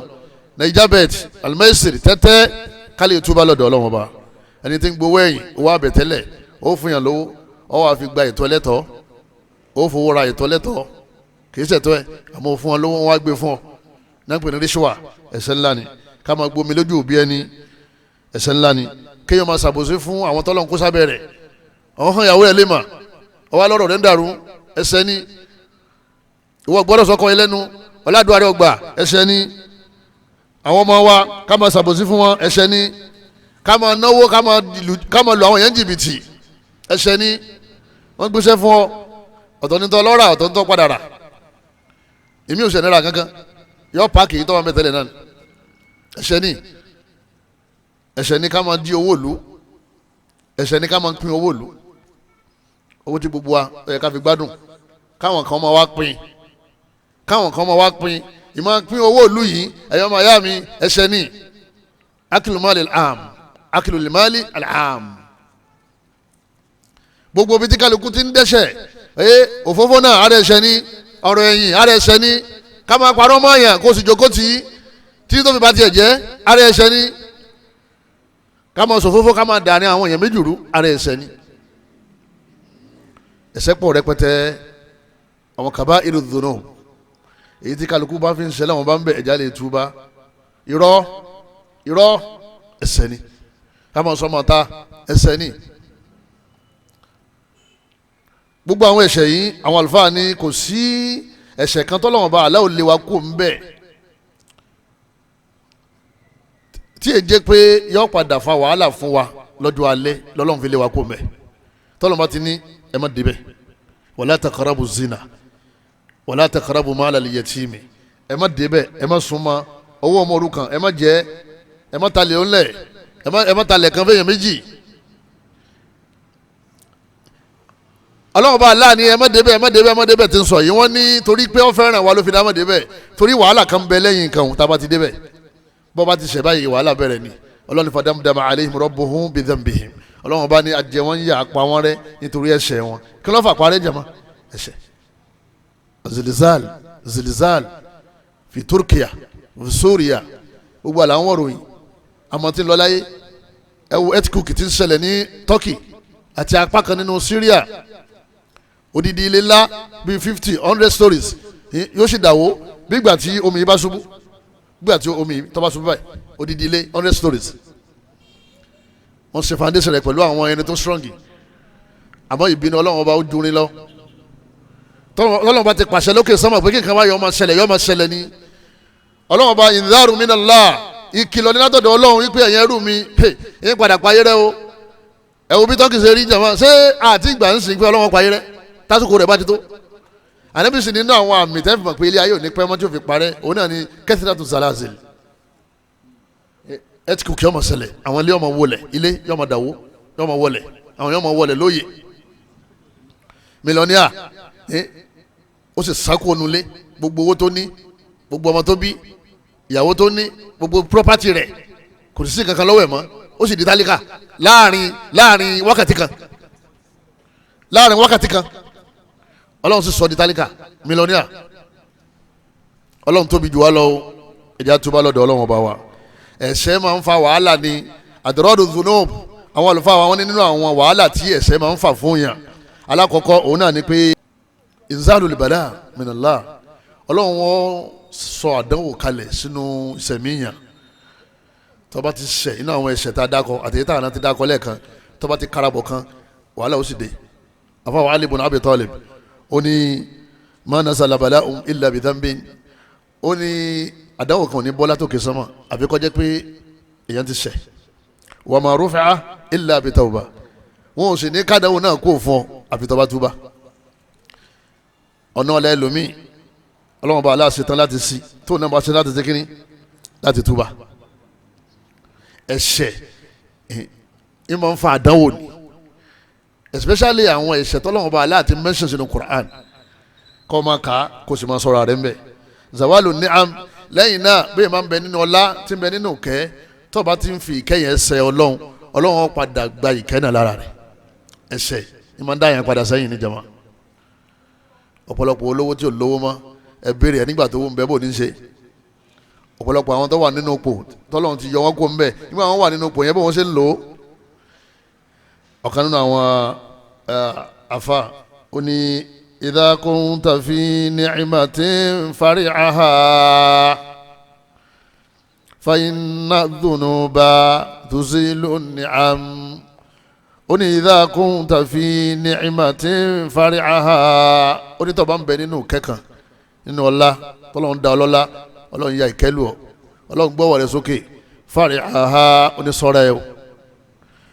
ìkẹyẹ mọbi tó lò sí o fàyínà lè máa ṣí fàyínà dhunuba tuzilu ni'am ó nítorí pé ẹ̀ṣẹ̀ yìí máa ń gba ìkẹ́ lára yẹn ni o èyí ò rìn sẹ́ni bí tó gún mọ́tò dé wọ́n fún 1000 yóò máa ní níjọ́ mo ti rí gbẹ̀ yóò kí náírà kó àtijọ́ ẹ̀ṣẹ̀ èyí ó kú ní ilé ọlá yóò bara rẹ̀ nínú gbó látara ẹ̀ṣẹ̀ èyí ó sọ̀kalẹ̀ látòkè ọlọ́wọ́ sọ̀kalẹ̀ nítorí ẹ̀ṣẹ̀ sábàbù asiri shaitan wọ́n ní téèyàn bá fẹ́ ṣẹlẹ̀ tí sàn ṣe wọ́n máa ṣe lọ́ọ̀ni wọ́n ní ipa ṣaitan ọkà bá a ṣe wáyé ẹ̀rí pé nínú Ramadan ṣaitan ní dà wá láàmú nítorí pé a bẹ̀rù Ọlọ́run nínú Ramadan adli ló tó lálàkàlà nínú Ramadan ẹ̀mí rẹ̀ balẹ̀ nínú Ramadan ojú ìmọ́lẹ̀ wà lójú ẹ̀ nínú Ramadan ìwà rẹ̀ ọ̀dà nínú Ramadan torí pé a jìnnà sẹ́ṣẹ̀ inú yẹn máa dùn nínú Ramadan kọ́dà bí yẹn ò lọ lọ́wọ́ inú yẹn máa dùn pé òun wà ní Ramadan tába ti wá gba Ramadan tán jama kálukú tó padà síbi ẹ̀ṣẹ̀ rẹ̀ lábàá tó bẹ̀rẹ̀ wàhálà mi ò bá tún bẹ̀rẹ̀ wọ́n ní wàyùmọ̀kínú àdúwà àlìǹsíyà wàlìjìníyà téèyàn bá ti ń tara bẹ̀ṣẹ̀ ipa èso ọkà ọ àtàwọn ọmọ rẹ̀ ọmọ èso làjẹ́ ọmọ èso lóso ọmọ èso làwọn ológun kà tí wọ́n ti ń nà sí ọba yóò sì mọ̀ mú ọ torí wọn náà ò dúró déédéé tó o bá ti ń sẹ́lẹ̀ wọn ní lágbára tó o bá ti ń sẹ́lẹ̀ wọn bá ó ní lágbára torí pé ọlọ́run ọba Allah ti fi ọ́lẹ̀ ó ti dọ́rọ̀ ó ti fi ọ́lẹ̀ ọlọ́run ó ti sínú àdánwò fún ọjọ́ máa wá bá ọ bẹ́ẹ̀ bá fẹ́ ṣẹ́gun ọ̀tá wọ́n ní kọ́ mọ̀ máa ṣẹlọ́n tó o bá ń ṣẹlọ́n ò lè ṣẹ́gun ọ̀tá ọba àmàkà ṣẹ́gun ọ̀la wa ní mọ̀lẹ́wà kíl àti 10 million tó o bá ti ń ṣẹ́ àdúrà yẹn ò ní ṣiṣẹ́ ipa ọ̀tá padà ká ọ nítorí pé níbo tí ń ṣe ò ti fúyẹ́ ibi à ń lọ nìyẹn tó o bá ti ń ṣẹlọ́n ò ti fúyẹ́ tó bá sì ti wá ń tẹ̀lé àṣẹ ọlọ́run ọba tó ń ṣe lọ́run ó wúwo àwọn ọ̀tá rẹ̀ ó rí ẹ̀rù ó sì máa bà wọ́n nígbà tí wọ́n náà ń bẹ̀rù ọlọ́run nínú àwọn aburú àdọ́rọ́rù dùnú tó wà fún ẹ̀ṣẹ̀ ìrìmánu risk wọ́n ní àtijẹ àtimu yóò lé tẹ́yìn bá ṣẹlẹ̀ ń dáàrin kan ọlọ́run wa gba rísìkì lọ́wọ́ yẹn anabi nínú rọ́júlá la yóò rọmú àrísìkú bìdánbì yusibuhu àyìnbáyé lómi nínú àwọn ẹrú ọlọ́run ọba tó jẹ́ pé ọlọ́run ṣe àrísìkí léèwọ̀ fún torí àwọn ẹ̀ṣẹ̀ kan tó tara bọ̀ ọ̀kan náà àwọn sheikh wa wọ́n pè ní sheikh Sa'id ibn Musfir hafidhahu Allah ta'ala ورعاه wọ́n sì wà nínú àwọn afáwà wọ́n lẹ́nìkan kó sàkáfà wọn wọ́n ní káwọn lọlẹ̀ fún àwọn tálíkà ẹnìkan náà sì ni wọ́n ní káwọn ó fún àwọn wá lọ àdúgbò táwọn tálíkà ń gbé àwọn méjì ni wọ́n ń gbé bẹ́ẹ̀ àwọn méjì ni wọ́n kọ́lé tira wọn báwọn ṣe fẹ́ kanlẹ̀kùn làwọn gbọ́ ohun music ohun ṣetán wọ́n ta piano gìtá wọ́n dẹ̀ àwọn lárúbáwá náà níbẹ̀ jama ni wọ́n ń jó hip hop nínú ilé làwọn ní náà wọ́n tó wá kó sàkáfà àwọn eléyìí ṣé wọn ní wọ́n enjoy aburú tí wọ́n ṣe kíni tí wọ́n ń ṣe làwọn bá dé káwọn kanlẹ̀kùn ẹnì kejì bàtà àwọn kanlẹ̀kùn àwọn gbọ́ tí ń ṣe tìláwà Kùránì lọ. والله يعلم وأنتم لا تعلمون إن الله وملائكته يصلون على النبي الله أكبر àwọn wa rántí àdìsí làwọn wa ní ẹni táwọn ó kó fún ni èyí tí ń ka Kùránì ipe ànábì ní ẹlòmíì torí ẹ̀ṣẹ̀ tó tara bọ̀ àá sì owó tí ń bọ̀ tẹ́lẹ̀ kò sì ní wá mọ́ kọ́ńtrátì tó fẹ́ gbà ipò tí gbalẹ̀ aṣẹ́wó lọ́hùn kò sì ní dọ́dọ̀ rẹ mọ́ ipò tó fẹ́ gbé ọ sí ipò tí gbalẹ̀ ijó lọ kò sì ní dọ́dọ̀ rẹ mọ́ ọjà tó ń fẹ́ rà lọ́wọ́ rẹ ọjà ńláńlá pẹ̀lú owó ńlá wọ́n ti ní kọ́sẹ́ẹ̀dì àkáǹtì níbo ti bu ọkọ rẹ láàárọ̀ òbu láàárọ̀ òbu níbo bu tán ọlọ́run ní kí wọ́n lọ bòmí kan lè ra bòmí kọ́lọ́mù bá aláà kọ́mọ́ fẹsẹ̀ kọ́mọ́ fi di arísì kílẹ̀ fún wa lẹ́yìn náà hirimanul ilm ọlọ́run gba ìmọ̀ lára yẹn shakawtu ila waqi'in dua ifdhini fa arshadani ila tarikil ba'as afa waqi' shakawtu ila waqi'in suha ibudhi muni afa waqi' ìmọ̀rí kan hama fa arshadani ila tarikil ma'asi ó ní wọn mọ́ lékéwú afa Ṣàfi'í kọ́ ó ní wọn mọ́ lékéwú lédè fẹsẹ̀ lẹ o pé màá ti fẹsẹ̀ lẹ kò ní nìkan ha o faqala anna al-ilma nurun ó ní ìwà ọmọ pé ìmọ̀lẹ̀ ni tọ́lọ̀ máa ń tàn sí ọpọlọ wa nurullahi la yuhda li'asi ẹni bá sì ti ń ṣẹlẹ̀ wọn bá ọlọ́run ebùn nímà bọ́ọ̀bá hakùrá tó bá tara bẹ̀sẹ̀ wọ́n padà gbàgbé ẹ̀ bó nímà tí mo náà pọ̀ tó bá ń ṣe ọlọ́run ní kọ̀rọ̀ ọlọ́run padà gbàmọ̀ náà lára rẹ̀ wọ́n mọ̀ wá lọ wọ́n lo kéwúrí pé èyí tí ń lọ náà ọmọ kéwúrì ẹ fura sí ń yọ lẹ́dà ní kọ̀rọ̀ ẹ̀yọ́ mayami nọ́kítọ́tún muhimma ọ̀kan tí ma wá dà wá láàmú ni pé nígbà míì àwa rẹ̀ yẹn ti ń yàgbà ọlọ́run yọ gba aṣẹ́wó lẹ́sẹ̀ àbí yọ ma fi ọtí yọ ma fi jẹ lẹ́dẹ̀ ó di kírámù mélòó jama kírámù mẹ́ta yọ gbalẹ̀ lọ́tún yọ gbalẹ̀ lọ́sì yọ gba yàwó ilé yọ gba yàwó tọ̀hún yóò sì máa dáa fún sí èyí ni máa ń da ọ̀pọ̀lọpọ̀ ẹlòmíì ní oríru kò ní jẹ́ wọ́n máa kí ni anabi sọ ń pa ẹ̀ anabi ní idha ra'ayta Allaha ta'ala yu'ti al-'abda min ad-dunya ma yuhib tọ́ba adé nìkan tó jẹ́ pé ọlọ́run ọba aláǹ fún ní gbogbo ntọ́ fẹ́ nílé ayé ó fẹ́ kọ́lé ọlọ́run bá kọ́, ó fẹ́ ra mọ́tò ọlọ́run bá rà, ó fẹ́ bímọ ọlọ́run fún, oníyàwó ọlọ́run fún, gbogbo nǹkan tí ń fẹ́ lórí wa huwa muqimu ala ma'asihi, kò sì yé ṣe lọ́run lọ́sàn-án lóru. gbogbo bí wọ́n ti ń ṣẹ̀láyé ẹ̀ bá mẹ́, gbogbo kílámù pátá ní ń ṣe fa innama dhalika min istidraj. Ànábì ní Al-Imaam ẹ má jẹ́ ọ̀tàn yín jẹ. Ànábì ní ọlọ́run dẹ́ ni o, ọlọ́run dẹ́ dásìkò tí ó mú, àsìkò tí ó bá mú gbogbo ntọ́lọ̀ fún ní ọ̀padà gbà, yóò tún wá gbà láàfíà rẹ̀, yóò sọ wà lọ lè jẹ níyà lọ́rùn. mọ́tòrí pẹ́ nìkan ẹ mọ̀ gbọ́ tẹ́lẹ̀ mi ọmọ sọ pé àwa tá a dé mọ́sálásí gan rí tá a fẹ́rí kalẹ̀ èrí gbogbo wájú rẹ̀ tó ti dé pàdé, àwa tá a lọ mọ́sálásí gan ọ́ dáa fún wájú yín lọ wàláhì kò dáa fún ọ̀wá mọ́sálásí ọlọ́dà fún man yuridillahu bihi khayran yufaqihuhu fid-din. Ànábì ní tọ́lọ̀ wọn fẹ́ ṣe lóore ẹ̀sìn ní ó fún, gbogbo àtọ́lọ̀ fún lẹ́sìn ká mọ́ dúpẹ́ bílíọ̀nù ò lè rà á, kódà nítorí kó lè bá ṣẹ̀sìn gan ní ọ̀jẹ̀ káṣí kìyàn ọ̀pọ̀ tó bá wọn bí wọ́n ṣe lérò tó bá ti pọ̀ ọ̀yà yàkuyà. walau basata Allahu rizqa li-ibadi labaghaw, ọlọ́run bá ní bí arísìkì bá pọ̀ lọ́wọ́ yín ọ̀yà yàkuyà. bẹ́ẹ̀ ni mo bá gbà láti 10 million mi àjòkó sí 10 million kẹ̀ 500,000 mi àjòkó sí kò ní gbọ́n dáhùn sọmọ́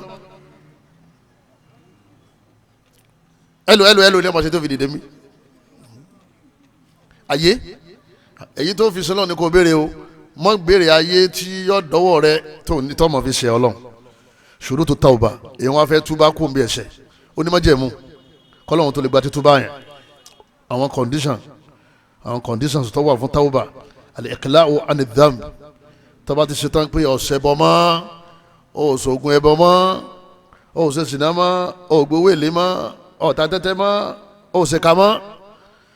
wọn al-iqla'u 'ani dhanb, mọ̀jẹ̀mú alákọ̀ọ́kọ́ ni pé ọ yọra kó ń bẹ̀ pátápátá pé ọlọ́run o mo stop yẹ o, kéde pé ọ máa ṣe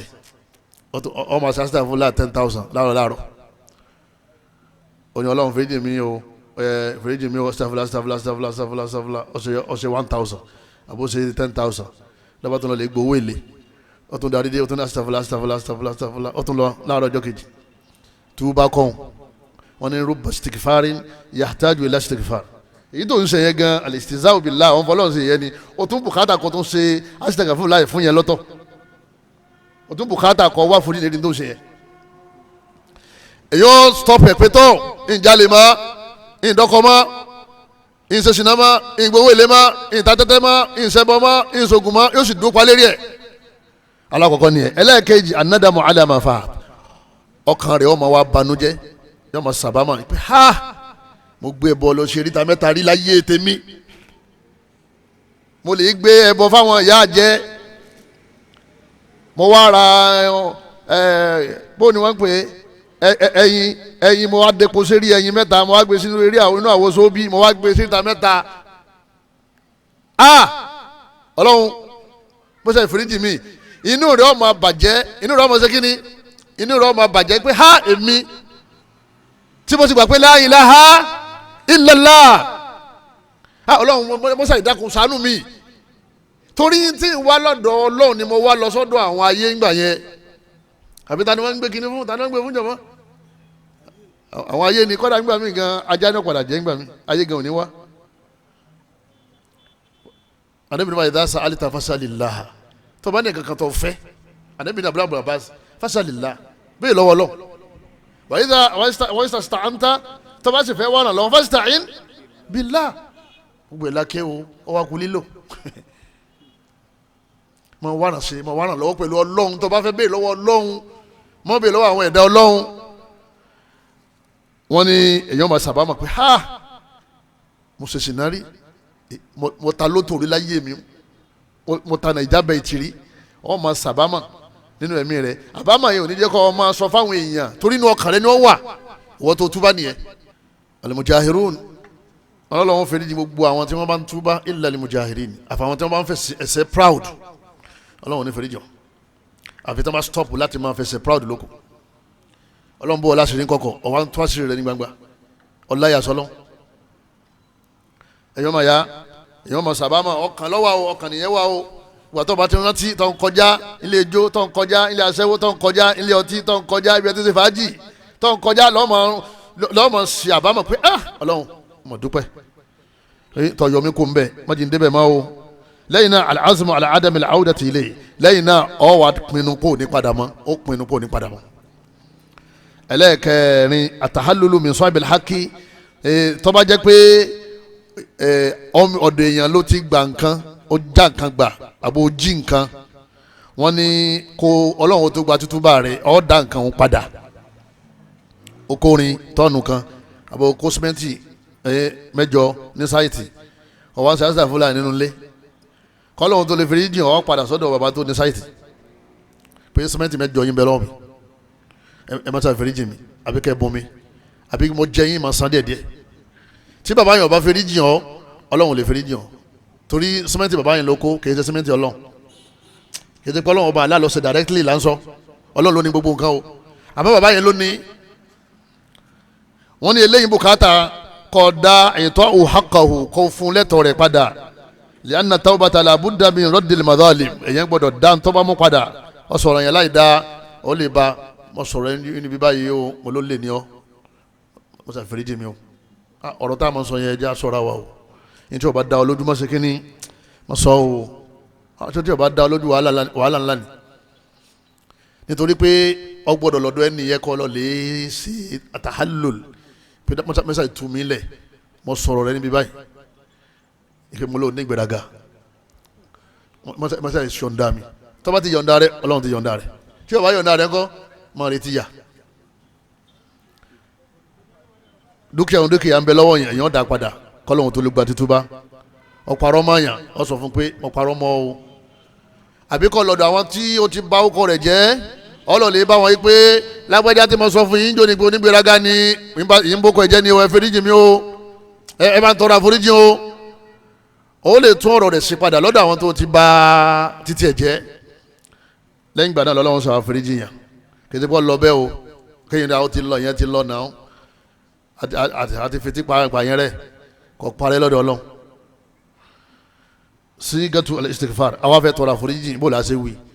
ọ̀pọ̀ rẹpẹtẹ astaghfirullah wa atubu ilayhi astaghfirullah wa atubu ilayhi astaghfirullah wa atubu ilayhi ẹlẹ́ẹ̀kejì nínú ẹ̀ astaghfirullah al-azima alladhi la ilaha illa huwal hayyul qayyum wa atubu ilayhi astaghfirullah ọ̀kan náà túnú èyí tó bá wọ̀ kọ́ ọmọ wí ń bẹ̀ Ọlọ́run máa fi pa àwọn ẹ̀ṣẹ̀ kéékèèké Ọlọ́run máa fi parẹ́ àmọ́ ẹ̀ṣẹ̀ ńlá ó tù bá ń bẹ̀ ní òkọ́ Ọlọ́run tó pààyàn rẹ o wọ́n ní ẹni bá kírun ẹni bá gba Ramadan tó gba dáadáa gufira lahu ma taqaddama min dhanbi àwọn ẹ̀ṣẹ̀ kéékèèké ní parẹ́ o ọgbà Àràfá àwẹ̀ Àṣúrà ẹ̀ṣẹ̀ kéékèèké ní parẹ́ o wọ́n lọ bá ìmáàmù kí tàràwì ọ̀sákò tí ìmáàmù fi ṣe tán wọ́n ní wọ́n fèrè jìn ẹ̀ṣẹ̀ kéékèèké ní parẹ́ o àwọn ẹ̀ka bá ìrìn ìṣúná ẹ̀ṣẹ̀ ńláńlá ọ̀yọ̀ra kó ń bẹ̀ ni ó tún bá pátápátá kó ní débẹ̀ mọ́ bí ká ṣe bọ bí ká pààyàn bí ká ṣe sìnà ká gbowó èlé ká ta tẹ́tẹ́ gbọ́ àwọn ẹ̀ṣẹ̀ ńláńlá kódà kí ṣòkòtò ọkùnrin àti ẹ̀wù ọkùnrin kọ́ kọjá kókó ẹ̀ṣẹ̀ ńlá ni tó ti ní ṣe pẹ̀lú ná ọlọ́mọṣà ẹ̀ṣọ́ wa ń bẹ̀ ó tún bá ó kó ṣòkòtò rẹ̀ lọ́lẹ́ tẹ́lọ̀ wọn ni kọ́ bọ́ gé anabi ni ma asfala min al-ka'bayn min al-izari fa fi an-nar anabi lẹni tí ṣòkòtò rẹ̀ àbá sọ rẹ̀ tó bá jọkùnrin tó bá kọjá kókó ẹ̀ṣẹ̀ Ọlọ́hun fi sínú kó tó fi sá Jánnà àdìsí ni nínú tíráta ti tọ́wà ibẹ̀ náà ni ká máa fárí fọ́mọ ọjọ́ mẹ́jọ ká máa fún lóko ká sì máa ṣe kíní ká máa pẹ́ràn inú tíráta kan náà méjèèjì wà bó ló ṣe wá mú kan tó fi kalẹ̀ kọ́lọ̀ mọ́sà mú wa dúró anabi wa ní sayyidul istighfar anabi ní istighfar yẹn tá a máa ń sìn yẹn anabi ní ó ní ọ̀gá anabi sàlàyé fáwọn sàhábà ó wà nínú ìwé citadel of believer islam muslim وناني اللهم أنت ربي لا إله إلا أنت خلقتني وأنا عبدك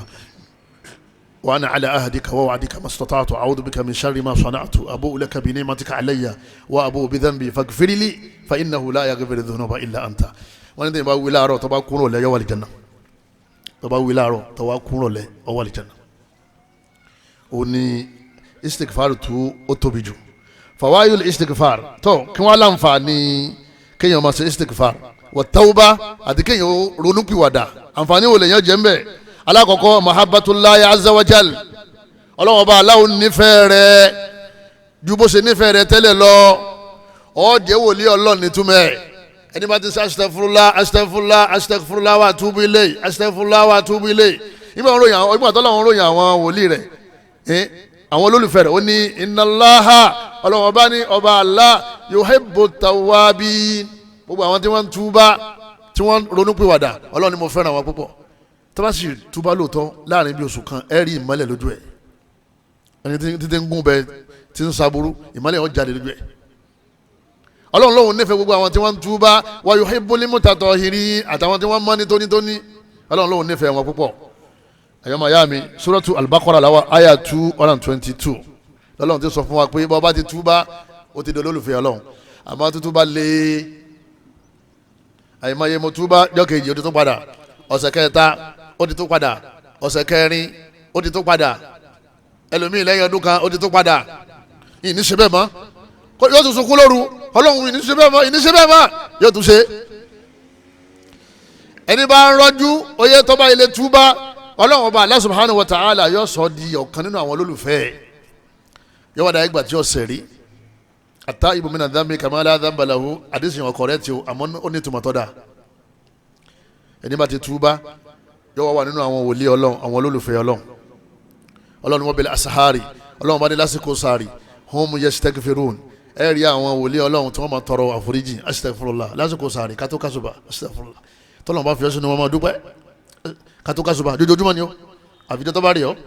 astaghfirullah wa atubu ilayh astaghfirullah wa atubu ilayh astaghfirullah wa atubu ilayh bọ́ọ̀ bá ti ń ṣe náà ní kọ́ máa fún rẹ ní ròdùnú pé ó ti wà nínú àwọn ẹni rẹ̀ tọ́lọ́run ọba Allah ló jí ọ òun ló sì fi ọ̀rọ̀ yẹn sí ọ lẹ́nu kọ́ máa ṣe kọ́lọ́ mọ́sá fi wá sínú àwọn tẹ́ wọ́n máa ṣe bẹ́ẹ̀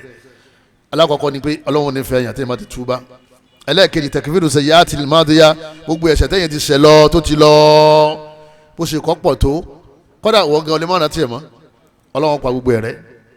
bó ṣe kó tóbi tó ọlọ́run yá ayọ̀ alladhina amanu ọlọ́run yá olùgbàgbọ́ òdodo túbú ilallahi tawbatan nasuha ẹ túbá ní túbá èyí tí ọmọ panagada túbà pé mo ṣe mọ́sẹ̀ mo sì ní ṣe mọ́ ni pẹ̀lú yọ̀ǹda ọlọ́run asa rabbukum ọlọ́run bá ní ọba yín an yukaffira ankum sayyi'atikum gbogbo àwọn àṣìṣe tẹ̀ sì ti ṣe síwájú yóò sì parẹ́ fún yín suratu Tahrim ayálẹ̀ kẹjọ lọ́wọ́ nínú àwọn àǹfààní tẹni tó bá túbà ó jẹ tabdilu sayyi'atihi bil hasana eléyẹ ibi tó lágbára dé ni pé àwọn iṣẹ́ burúkú tó ti ṣe sàǹkó tó bá ti parẹ́ funfun báyìí ní òrì bí ó ṣe rí ni tí wọ́n bá ti parẹ́ tí wọ́n bá ti pàṣẹ búrẹ́ mú àwọn wá parẹ́ tán onítọ̀hún ó sì wá sírọ́ọ̀sì lérí pé àlóhùn ní padà mọ́ sẹ́mi pé gbogbo àwọn iṣẹ́ tí ń ṣe é bọ̀ tẹ́lẹ̀ tó jẹ́ iṣẹ́ tó dáa ibi ló stọ́ọ̀pù sí eléyìí làwọn ẹ̀ṣẹ̀ tí wọ́n ti parẹ́ àwọn iṣẹ́ tí wọ́n tún ṣe lẹ́yìn rẹ̀ wọ́n tún máa kọ́lẹ̀ wọ́n ti pa ẹ̀ṣẹ̀ rẹ̀ rí àbí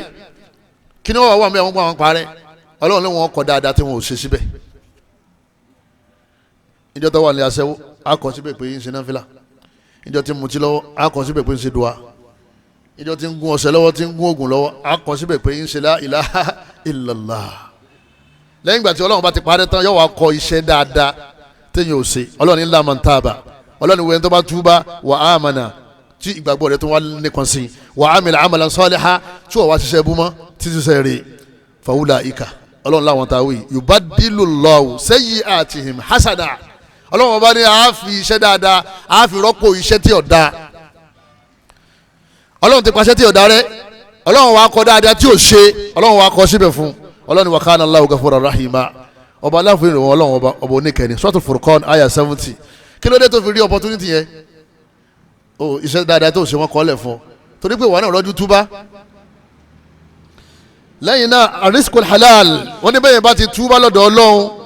ọ̀nà tó ti tì tẹ́lẹ̀ ọ̀nà jẹ ọ̀nà mu ọ̀nà arísìkí ọlọ́run ó fẹ́ fún ọlọ́run ó ṣínà arísìkí fún wal waladu salih ọlọ́run ó fún láwọn ọmọ dáadáa ọba ti túbá ó bímọ rẹ̀ wọ́n fi lẹ́ni tí ọba ń wá arísìkí tọ́nà dí fún kọ́mọ sí astaghfirullah wa atubu ilayh astaghfirullah wa atubu ilayh tọ́ba sí astaghfirullah púpọ̀ ibi ò ní pa ọ́ ọlọ́run mọ̀ bọ̀ ọ́ láṣìírí ọ̀nà ọmọ sí fún ọ tọ́wọ́ bá sí astaghfirullah púpọ̀ tọ́wọ́ bá jẹ́ni tí ò bímọ ọlọ́run padà fún ọlọ́mọ níbo lọ́lọ́run ti sọnù Quran anabi Nuhu ni ọlọ́yin aráàlú yìí baba wadu yagusu yahuku àwọn òkúta tẹ́sán ẹ̀mọ́ sí ma o faqulitu astaghfiru rabbakum mo kúkú sọ fún wọn yìí pé kí wọ́n túbá innahu kana gafara ọba yìí ọba tí máa ń ṣàforíjì ni tẹ́ bá ti túbá yursil samaa alaykum midrara ọlọ́run wọn sọ òjò alálùbáríkà kalẹ̀ fún yín lẹ́yìn náà wa yumdidukum bi amwalin wa banin òun wà fún yín ní owó alùbáríkà òun tún fún yín láwọn ọmọ alálùbáríkà suratu Nuh aya ẹlẹ́ẹ̀kejì lálọ́wà kí ni àṣírí owó sí jama astaghfirullah wa atubu ilayh tó bá ti túbá ipò ṣẹbọ mọ́ owó tó ń wá tó fi ń ṣẹbọ yẹn ọlọ́run ṣẹ̀ṣẹ̀ wá fún ọ tó bá ti ní gbogbo tó wà nílé tó fi ń wá owó ọ̀fẹ́ dànù tó bá ti dànù tán tó túbá ọlọ́run Allah subhanahu wa ta'ala yóò ṣẹ̀ṣẹ̀ wá darí owó tó ń wá látijọ́ yìí yóò ṣẹ̀ṣẹ̀ wá darí ẹ̀sọ́dọ̀ rẹ̀ yóò wá jẹ owó àlùbáríkà tó mọ̀ ná pẹ̀lú dùnú siyadatul quwwati ruhiyya wal jismiyya wal aqliyya wal iqtisadiyya wal quwwatu ala galabatil adu fil istighfar wọ́n tẹ̀yìn máa ń wá agbára kún agbára ẹ̀yọ́ mayami tẹ̀yìn bá ń wá agbára kún agbára ó fẹ́ da lágbára ó fẹ́ kí ẹ̀mí rẹ̀ lágbára látara ìmọ́lẹ̀ ọlọ́run ó fẹ́ lálàáfíà ara ó fẹ́ kí bọ́dì rẹ̀ lágbára ó fẹ́ kí ọpọlọ rẹ̀ lágbára ó fẹ́ kí ọlọ́run fún ọ ní agbára ẹkọ́nọ́mì lẹ́yìn náà ó fẹ́ ní agbára tó fi máa fèsì àwọn ọ̀tá rẹ̀ wọ́n ní túbú ilallah lọ́lẹ̀ túbá lọ́dọ̀ ọlọ́ lẹ́yìn náà kọjá astaghfirullah ọ̀pọ̀ nínú tọ́mọ̀ ṣe kíní tọ́mọ̀ ṣe ọlọ́run bá Allah sọ nínú Quranic Karim ọlọ́run bá ní anabi Nuhu ní sọ fáwọn ọjọ́ rẹ̀ ó ní wáyà káwọ́ ọlẹ́yìn ìjọ mi istaghfiru rabbakum ẹ tọrọ àforíjì ẹ máa tọrọ àforíjì thumma tubu ilayhi ẹ sì túbá yursilis samaa alaykum midrara ọlọ́run sọ òjò alálùbáríkà kalẹ̀ fún yín wa yazidukum quwwatan ila quwwatikum ọlọ́run fagbára kún agbára fún yín wala tatawallaw mujrimin ẹ wà ní dọ̀daràn mọ́lẹ́rì ilẹ̀ ẹ wà jẹ́ ní rẹ̀ ìmọ̀ tọrọ àforíjì ìmọ̀ túbá ìmọ̀ déyàn lágbára ni ó ní agbára ẹni wọ́n gbé ọtí ọmọ ìyá mi wọ́n gbé ọtí ó dàgbára ó dà lágbára tí ìmọ̀ tí wọ́n wá àforíjì tó túbá àbọ̀tọ̀ ọba ń sẹ̀ ọgbà owó èlé nígbà okú ń bẹ ọlọ́ọ̀lẹ́ tánìjà bẹ́ẹ̀tì nígbà okú ń bẹ ọgbà hòtẹ́ẹ̀lì lọ olóṣèṣì náà okú ń bẹ ọgbà ilé ọtí lọ okú ń bí ọtí ọgbà ibi wọn ti ń ṣe kíntún ni ibi wọn ti ń dáná ọyẹ omu ẹgbà òun lu ọlọ́kadà pé kókó tọwọ́ ẹ̀ wá ó tún gbà yẹn náà tán ọ̀dọ̀lẹ̀ tí wọ́n ti ti ọba yóò ṣubú torí ẹ̀ṣẹ̀ yẹn yóò jẹ́ kó wíìkì ẹni bá ń bẹ̀rù ọ̀tá kò lágbára ni ó sì lè lágbára àfi kó túbà tó bá ti ń ṣẹlẹ̀ wọn bá ó wíìkì ẹni tí ń mutí ẹ dákun tẹ́ bá ti tì kí ni ó ṣe ẹni tó ti kúndùn sínú tẹ́ bá ti kí ni ó ṣe yakata ni wọ́n ní agbára ìbóbìnrin lásìkò gan ọlọ́run fún ọ tó bá ti ṣe ṣe ìbára púpọ̀ tó bá ti yọlẹ̀ ẹ̀dá tó ń ṣe ṣìnà ọmọ yọlẹ̀ sí torí agbára ọlọ́run sọ gbogbo ọ̀rọ̀ agbára téèyàn máa nídìí ọlọ́run fún yàn téèyàn máa ti ṣe astaghfirullah wa atubu ilayh ìmọ̀ jẹ́ yàn lágbára ni torí pé ẹni tó tọrọ istighfar tí ń ṣe istighfar wọ́n sọ̀rọ̀ rẹ̀ kalẹ̀ fọlọ́run ó wá gbé ọlọ́run ọba tóbi torí ẹni tí ó bá tóbi là á máa ń bẹ̀ pé kó ṣe kíni kó fẹ́ríjì tó bá ti wá sọ àrẹ lẹ̀ ọlọ́run wá ṣe kíni ọlọ́run wá gbé ọ̀gá nínú àwọn àǹfààní tó wà fẹ́ni tí máa ń túbá lọ́dọ̀ ọlọ́run dhahabul hammi wal gam ọlọ́run sọ ìbànújẹ́ kú ọlọ́run bá aláwọ̀ mú ìbànújẹ́ kú nínú ọkàn rẹ̀ balẹ̀ rahatun nafs ọkàn rẹ̀ balẹ̀ tó bá ti tọrọ astaghfirullah ọkàn rẹ̀ balẹ̀ torí lẹ́yìn astaghfirullah kí ló kù jama wa kana Allahu gafuran rahima tọ́lọ̀ bá ti fi ríjì ọ̀tán ìkẹ́ ló kù bẹ́ẹ̀ bá ti ráyè sí astaghfirullah tó bá ti ráyè ṣe ìtumọ̀ ni pé blessing of Allah is coming àná ọlọ́mbọ̀n wọ́n ní dáfọ̀ àdábìl àám aljama'i wọ́n ní kọ́lọ́hún kó bínú sílùú kí gbogbo ìlú kó wá parẹ́ àbí kí gbogbo ìlú kó tú kí ìlú ó tú mọ́yàn lójú wọ́n ní ọlọ́run ní sọ ìyà jama'i ìyà àjọjẹ ọlọ́run ní sọ kalẹ̀ sílùú kan tí wọ́n ti ń tọrọ astaghfirullah tí astaghfirullah bá pọ̀ ẹ̀yin bàbá ìmáàmù ẹ̀ máa sọ fún àwọn èèyàn kan máa túbá ìlú tí wọ́n ti ń túbá àánú ọlọ́run máa débẹ̀ ìlú tí wọ́n ti ń túbá ọlọ́run ní sọ ìyà àjọjẹ ọlọ́run ní sọ kalẹ̀ fún wọn jojoojúmọ́ ni ká máa pariwo ẹ̀dá kẹ́ túbá ẹ̀já túbá ìwọ́n tó ń sọ náà ìwọ́n náà túbá ọlọ́run bá ní wa ma kana Allahu mu'adhibahum wa hum yastaghfirun ọlọ́run bá ní ọba yóò ní fìyà jẹ gbogbo wọn o lópin ìgbà tí wọ́n bá ń ṣe kíni tí wọ́n máa ń tọrọ àforíjì. Suratul Anfal aya 33. Àlìjánà òun náà nílé ẹnì kọ̀ọ̀kan wa kọ́ lọ́mọ́sá jẹ́ àwọ̀ wọn ní àlìjánà èèyàn ní wọ̀ láì túbá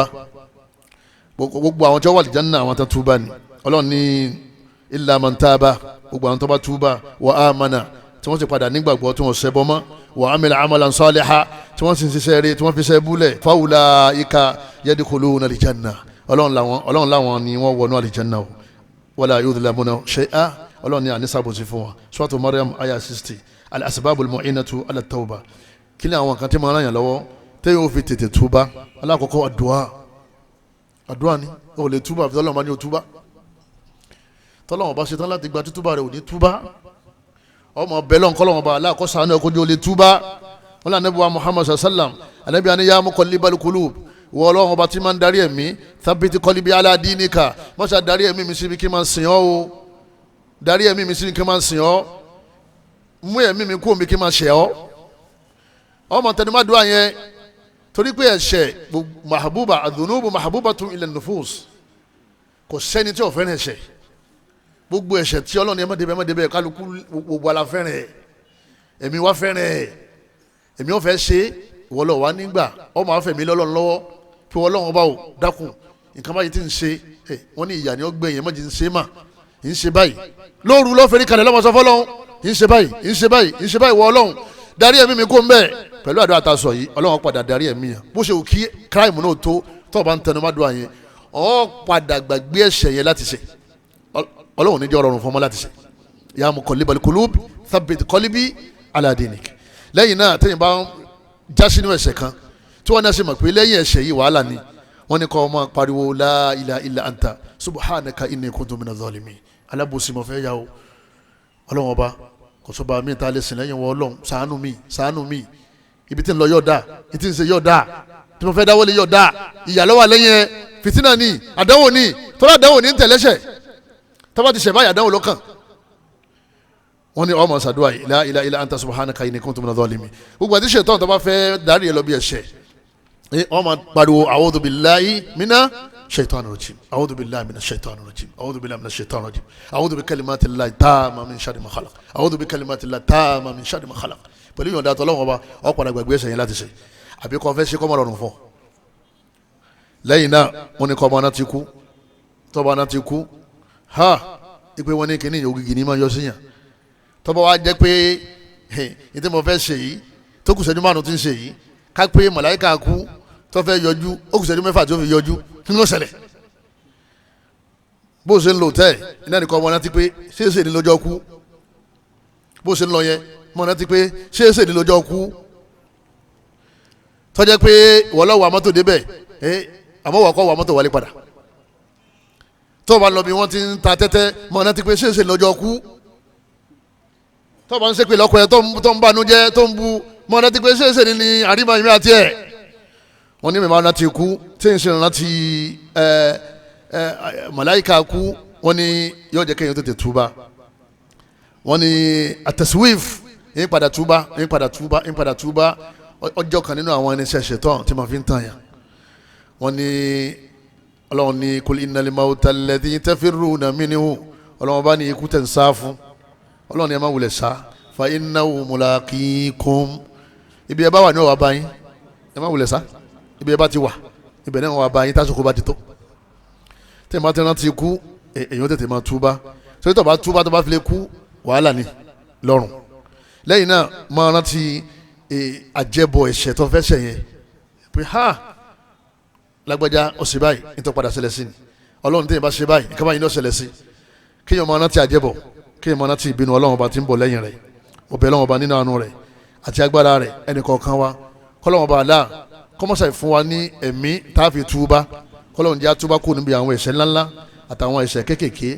ká máa tọrọ astaghfirullah wa atubu ilayh ní gbogbo ìgbà kọ́lọ́run mọ́sà jẹ́ ọ̀rọ̀ wa lọ́rùn allahumma rzuqna qabla al-mawti tawba wa inda al-mawti shahada wa ba'da al-mawti jannatan na'ima wa mulkan kabira subhanaka allahumma wa bihamdika ashhadu an la ilaha illa anta astaghfiruka wa atubu ilayk wa salamu alaykum wa rahmatullahi wa barakatuh.